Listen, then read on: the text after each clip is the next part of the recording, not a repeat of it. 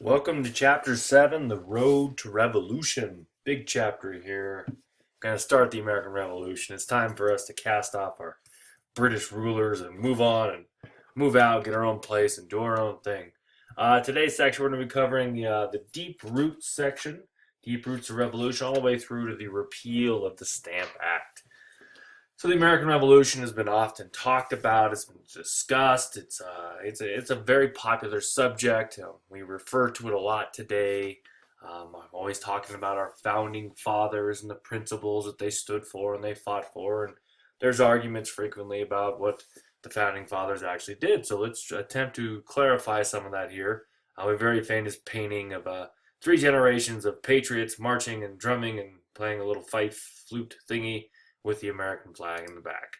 So the roots of the revolution, the deep roots. There were roots for us to break away from the British long before the French and Indian War. That salutatory neglect, where the British left us alone for 150 years, created a climate where Americans were used to taking care of themselves. They were used to, taxing themselves, ruling themselves, and then they were pretty happy to be British, but the French and Indian War kind of gave us a nudge in the direction towards being rebellious. So the 7 Years' War forced the British to raise funds, which was a critical thing for it, which left them with an enormous debt. They also left 10,000 troops in America to babysit us, pretty much. The British were very shocked at how different the Americans had become culturally and politically even. They were afraid of any more skirmishes with the natives, or if the Spanish or the French came back, and that was their excuse for leaving the troops. But Americans thought they were being spied upon, and so two ideas really take root in the minds of American colonists during the mid 18th century. One of those was Republicanism, that all citizens willingly work towards the common good. And this is the idea that we vote for people to represent us. We have a republic. Citizens work towards it, and it's freedom and liberty. Pictured here with John Wilkes here, Esquire, with his liberty cap. There's a very famous symbol of the American Revolution that's kind of gone away, is the liberty cap. We don't see it as much as we once did.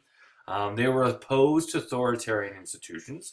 They don't like being told what to do, kind of like most people. And then you also have the radical Whigs, who criticize the monarchy's corruption. They encourage citizens to be vigilant against attempts to take away any form of liberty. Any little small law, no matter what, if it seems trivial or even incremental, was seen as a larger motive to take away freedom of those in the British Empire. Colonial life encouraged these two because each colony had representative government and some sort of a republic slash democracy. And then also the idea that there's not a lot of aristocrats running around here, and people enjoyed liberty. They really didn't want to lose any of what they had. And so there's a lot of self-rule in America. And so these two ideas really took hold and were popular here in America. Republicanism, we all work together for liberty and for common good, and criticizing the monarchy, trying to take away our rights. Not our right to fight to party. Beastie Boys aren't around yet. That's the 1980s. So Georgia was the only colony to be formally created by Britain. James Oglethorpe founded that in 1733. The rest of the colonies were founded by people coming here. They were founded by Americans. The British, though, operated under what was called mercantilism, where wealth was power, and that was measured by gold and silver reserves. So how much power you had was how much gold and silver you had in your vault or whatever. Richie Rich, Scrooge McDuck, John D. Rockefeller, Bill Gates. Just think of rich people. They would measure it in how much gold and silver they had. So they designed an economic system that benefited the mother country, in that they only traded certain goods with Britain. Because they didn't want to send their gold or silver to France or Spain, because if they bought stuff from them, they are sending their gold out of the empire, and they are making their enemies stronger. So you got to keep it in the family, pretty much. So they must export more than one imports to build wealth. And so if you are continually selling more stuff than you're buying, then you're going to increase your wealth, increase your power, and then you can rule more people. The colonies were seen to provide raw materials for the home country, and then in return, they are the markets for the goods. They kind of, mine and chop down timber and farm the crops, and in return, they buy wool sweaters and boots and whatnot, windows. America was a tenant to Britain, and so it was our duty to support the home country, no matter if it even hurt our economy a little bit, even if it, was not the best economic situation for us. We were the child, and so we're supposed to support the parents. And so we have a good little illustration here. The mother country's going, "Oh, for me, gold and silver, foodstuffs and raw materials. Oh, I love it. Thank you, colonies. Oh." Here's a navigation acts enforced by mercantilism. You can take a look at that if you need to pause the video and look at that. I'm going to go over these here in a little bit. Some of the rules are really kind of irked the United States, not the United States yet, it's America. So the navigation law of 1650 stated that all goods flowing to and from the colonies could only be transported on British vessels. Later that's expanded to include, American ships because we are a part of the British Empire. Some later laws, European goods could not be sold directly to America. They had to go through Britain first, where they were taxed through a tariff, and so the price went up. And so Americans were continually paying high prices. They had to ship stuff on British vessels, and so maybe the shipping charges were a little too high. Certain products had to be shipped to Britain. Tobacco was one. All tobacco grown in America had to be shipped to Britain. They couldn't sell it to the French, to the Spanish, or whoever, even if they were paying top dollar. Policies created a money shortage here in America. Capital is very hard to get because they simply, the British hoarded it themselves because that was their wealth, that was their power. Parliament could veto any colonial laws if they thought it hurt Britain. They're kind of stepping on that idea of self-rule here in America. And then it was really rarely used, this idea that they could veto colonial laws, but it always just bugged America that the Parliament can step in and go, "Oh, you're screwing that up. You can't do that, America." And so you have a picture here. It says the female combatants. This is from 1776. Britain symbolizes the lady of fashion, and her rebellious daughter America as the Indian princess. Their shields of obedience and liberty seem mutually exclusive standards. You also notice on the right you have the little liberty cap, which looks like one of the hats the Seven Dwarfs wore. Hopefully, we're grumpy because he's pretty smart. We're not dopey, I hope. So the merits of and the menace of the mercantilism. The navigation laws were burdensome until 1763 because they were loosely enforced. That's that salutatory neglect. We kind of, the Americans got away with doing what they wanted. When the British came over here for the French and Indian War, they were kind of shocked at how lax these laws were being enforced, and so they stepped up the efforts to enforce them more. There was a lot of Americans who made a fortune in smuggling. Pictured here, John Hancock, which we'll hear a little bit more about him later. Not Herbie Hancock. We're not talking about Tommy Boy here. But John Hancock made a fortune in smuggling illegal goods to and from mainly the Caribbean, from the French and Spanish provinces. And so Americans, we like cheap goods. We like to sail. Hey, Black Friday, people are crazy. Let's go fight each other for a flat screen TV. I don't know. So, we've all been fighting for, a good deal. And so it goes back to John Hancock. So the next time you're in line at Walmart, you're getting in a fight over a $27 Xbox, blame John Hancock. Americans made money by selling raw materials to the British. They enjoyed a monopoly of the British market as well. The British produced things that really well, and they were really cheap. And so being a part of that empire, we got better prices than some other places. So it wasn't such a bad thing. It's kind of like having a Costco card. You can go there, you can buy certain items. Yeah, maybe a little pricey at times. You get some free samples, but hey, you get to go into Costco, and that's pretty cool. It's not all run down like Sam's Club and they're scary. They also were protected by the world's best Navy and a very well-trained Army. So if anyone else picked on us, we had Big Brother. We had the British to step up for us, and we had the best Navy at our side to protect our ships. So it's not necessarily all a bad thing. But it stifled growth and annoyed the colonists. So at the end of the French and Indian War, the 7 Years' War, the British had £104 million debt. I know it sounds weird, and there's that little squiggly line. That's the pound, they're sterling pound. pretty much double that, $280 million. Half of it was from defending the colonies in these wars. They needed revenue, and the new prime minister who took over from William Pitt was George Grenville, pictured here. He tried his best. He looked everywhere for sources of revenue. Half of this debt was created in America, and America's not paying taxes. Doesn't seem that absurd to a lot of people, but they decided, let's tax the colonies. So starting in 1763, he and Parliament enacted a couple of acts. First, they stepped up the enforcement of the Navigation Acts to cut down on smuggling, which annoyed many of the rich and powerful in this country, including John Hancock. They passed the Sugar Act of 1764, which was the first law ever passed by Parliament to raise tax revenue in the colonies for Britain. It actually lowered the price of molasses. It was mainly issued to stop smuggling. It actually lowered the price, but people were upset because Parliament was overstepping their bounds. They were overstepping their power, and it really kind of reduced, where they could get molasses from. That was the chief ingredient in making rum, which is being used to buy African slaves. So, this is going to upset the whole triangle trade going on.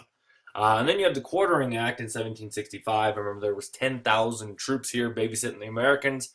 They required certain colonies to provide food and quarters for the British troops, which we were so mad about that. We threw an amendment into the Constitution later on when we broke away and had our independence. We didn't want that to ever come back. So the Third Amendment, you don't have to quarter troops because we didn't like this in 1765. Still, none of it generated enough revenue, and so Parliament got a little more creative with George Grenville's lead, and they passed the Stamp Act. It was passed in 1765, and it made almost every paper good had to have a stamp on it, a little British stamp. And this little stamp that came on playing cards and wills and other documents, newspapers, pamphlets, like I said, even playing cards had to have this little stamp. It was taxed. And it cost like a halfpence or whatever it cost back then. Wasn't a substantial amount of money, but it was the first direct tax on the colonies. It was the first time that Parliament had directly taxed us. We've been paying taxes indirectly through all the tariffs and other things that were going on in the navigation laws, but this was the first direct tax. And Americans freaked out. Like a little kid in Walmart that was told they can't get the new Iron Man toy. I want it! But we go violent too. We're like a little kid who's going to set Walmart on fire because you don't tax us, Britain. Grenville thought it was fair for the colonies, to pay for our defense, and he's probably got a point. The British subjects actually paid a higher stamp tax for 2 generations. Those people in Great Britain paid for 2 generations. So we're talking about 20 to 40 years, depending on how soon you have kids. They're paying a much higher stamp tax than we are in the Americas, and Americans just react terribly. They started to rebel. They felt the laws were starting to impinge, which is a fancy way to say infringe or encroach, whatever, learning vocabulary, on their liberties. And they reacted in a way that they felt Britain, or Parliament, was taking away what made them British. These tax violations were tried in admiralty courts with no juries, and so instead of having self-rule and jury trials by their peers, because the British knew the Americans would acquit their peers, they held these in naval courts, which there's no juries and is really a lot stricter, and so they felt like the British were then also taking away the rights of Americans. Not only are they taxing them, but then you have that idea of the radical Whigs. You have the monarch and you have Parliament taking away fundamental rights and liberties of the British. So they asked the question, why do the British need troops here in America at that point? What are you guys doing? What do we need to pay for this? It seems like you're wasting a lot of money here. Taxation was an assault on their property rights. It's also an assault on their self-rule. And they thought legislative powers were okay for Parliament, but not for taxes. The right to tax colonies was America's right, not Britain's. The Americans had taxed themselves for over 100 years, and they didn't think Britain should be able to step in and tax them additionally. And so Grenville claimed that Parliament had an interest of all subjects in mind, not just the Americans, who were acting a little selfish. In fact, when they heard of it, they probably said, this is rubbish. So then you have this creepy picture here. You've probably seen this in history. This is a tax collector, and this happened a couple times. They tarred and feathered, which if you ever think about it, getting tar on you is sticky and awful, and like if you're tarring a roof, it's hard to get off. And then they put feathers on you, and then they're forcing this guy to drink some hot tea. There's people dumping tea in the background. It looks like you have a noose hanging from the tree, and then you got a creepy guy in a skirt with a stick who looks like he's going to do really bad things. My turn. Ooh. Creepy picture here. American history. I don't know. We got some weirdos. So the Stamp Act Congress met in New York City in October 1765. This was such a big burden and such a big deal here in America that actually 9 of the 13 colonies met. Which, when they were fighting the French and Indian War, the Albany Plan, the Albany Congress only had 7 of the 13 show up. 27 delegates came from 9 states or colonies. And they stated Parliament has no right to tax the colonies because it violated their rights as British men.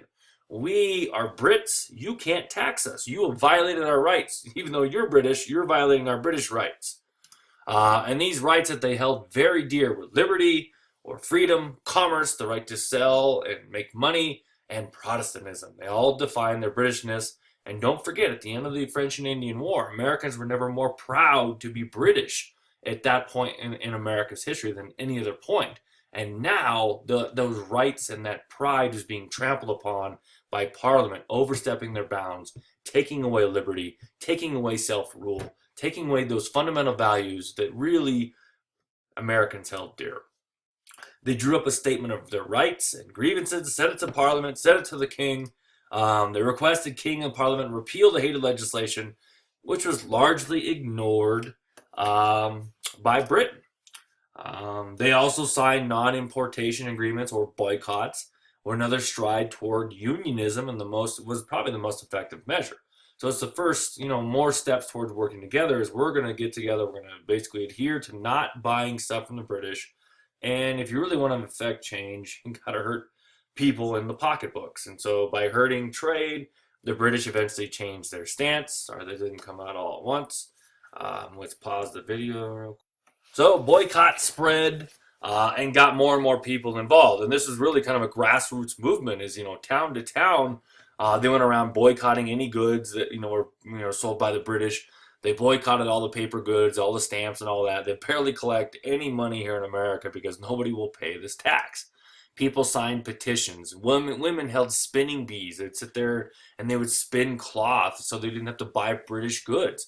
And this is over a little tax on paper.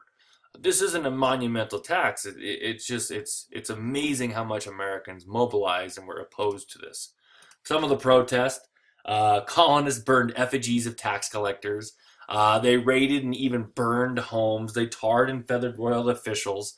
I mean, when you go to the, Come and Go or whatever convenience store you live nearby, you don't riot and burn the clerk because, not the clerk, but the effigy of the clerk because there was a 3-cent tax on your coffee.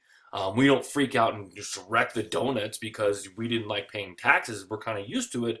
But the idea is the British put these taxes on us, that the Parliament did, and we didn't like that. A couple of examples. Ebenezer McIntosh led a group of Boston laborers in a riot against Andrew Oliver and Thomas Hutchinson's homes. These were royally appointed officials. They were the governor and the lieutenant governor, and just ransacked the place and really threatened the two. And if you read some firsthand accounts, if you ever can get a hold of the book, A Leap in the Dark, really good excerpt of what really happened there. And it's scary how violent and how scary. I used scary twice. Sorry, but how in their face and intimidating the Americans were just over these guys trying to enforce the law. The Sons of Liberty were founded by Samuel Adams, and then the Daughters of Liberty were also formed to enforce these non-importation agreements. People that weren't importing them could be tortured by their fellow man. They could be forced to ride the horse, which was a pretty primitive torture device they would use. They would just simply strip someone basically from the waist down and then put them on a rail fence and move them back and forth, and it cut them up pretty good. And so people who didn't adhere to this, who didn't follow that, were intimidated by their fellow citizens and town members. And so people fell in line. And they chanted liberty, property, and no stamps. Stamp agents were forced to resign. because they feared for their lives. I mean, they're knocking on their window going, hello, and then they burn basically a version of them. That would freak you out a little bit, I think. And the law is largely unenforced in America. So a year later, Parliament begrudgingly repeals the Stamp Act, but they also issued the Declaratory Act, which affirmed Britain's right to rule absolutely over the colonies. It's kind of like you go back to the little kid throwing the fit, I want the toy, and the parent goes, here, just have the toy, shut up. And the parent usually goes, if you ever do this again, I'm in charge, I will beat you.